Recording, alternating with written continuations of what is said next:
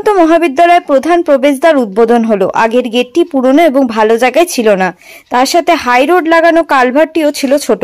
প্রবেশদ্বারটি ছোট ছিল, তাই ছাত্রছাত্রীর সুবিধার্থে পুরনো ছোট গেটটি ভেঙে নতুন করে নতুন রূপে তৈরি করা হলো কলেজের মূল প্রবেশদ্বার। এই মূল প্রবেশদ্বার উদ্বোধনে ছিলেন ধূপগুড়ির বিধায়ক তথা সুকান্ত মহাবিদ্যালয় পরিচালন সমিতির সভাপতি ডক্টর নির্মল চন্দ্র রায়, পঞ্চায়েত সমিতির সভাপতি অর্চনা সূত্রধর, ধূপগুড়ি পৌরসভার প্রশাসক মণ্ডলীর ভাইস চেয়ারম্যান রাজেশ কুমার সিং, সাদ্দিক আলী ও দেবাশিস দত্ত আরও বিশিষ্ট ব্যক্তিবর্গ।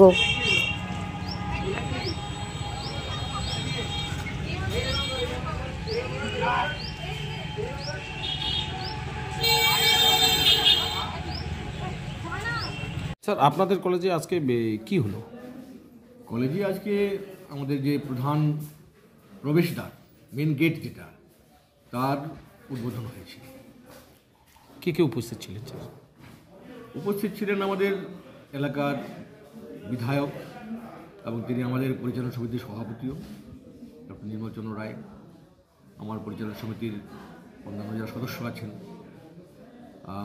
সাদিক আলী, দেবাশিস দত্ত, সুবীর চৌধুরী, সোমদত্তা ভট্টাচার্য, অনেক বিশ্ববিদ্যালয়ের প্রতিনিধি, আমাদের কলেজের যারা আছেন ডক্টর চঞ্চল সিনহা, ডক্টর অপূর্ব বর্মন, ভতোষ প্রামাণিক, বিপ্লব সিংহ, পরিচালনা সমিতি ছাড়াও সভাপতি পঞ্চায়েত সমিতি অর্চনা সূত্রধর, তারপর আমাদের বোর্ড অফ অ্যাডমিনিস্ট্রেশন পৌরসভার ভাইস চেয়ারম্যান রাজেশ কুমার সিং।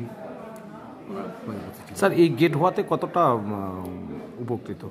না, উপকৃত গেট দিয়ে সরাসরি উপকৃত ব্যাপারটা এরকম নয়। ওটা যে আমাদের গেটটা খুব ছোটো ছিল, কলেজ বড় হয়েছে, ছাত্রছাত্রীর সংখ্যা অনেক বেড়েছে, কলেজের সামনে হাই রোডের সঙ্গে যে গ্যাপটা, কালভার্টটা এত চাপা ছিল, এখন একটা যে কোনো সময় দুর্ঘটনা ঘটার একটা সম্ভাবনা ছিল।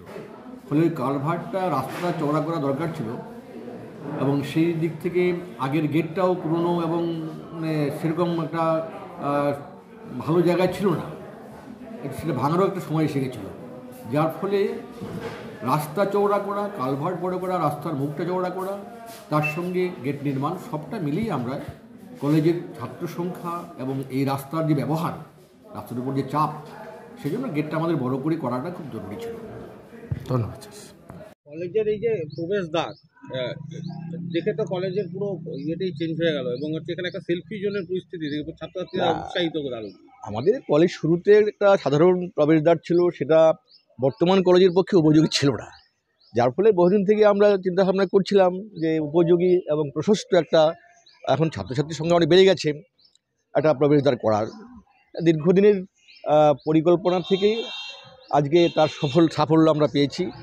আমরা কলেজের পক্ষ থেকে নিজস্ব তহবিল থেকেই এই প্রবেশদ্বারটা নির্মাণ করেছি। কত খরচ করলো? আনুমানিক সম্পূর্ণ হিসেবটা এখনও আমার কাছে আসেনি, কিন্তু টেন্ডার হয়েছিল, তাতে করে আনুমানিক রাস্তা সহ 20 লক্ষ টাকা।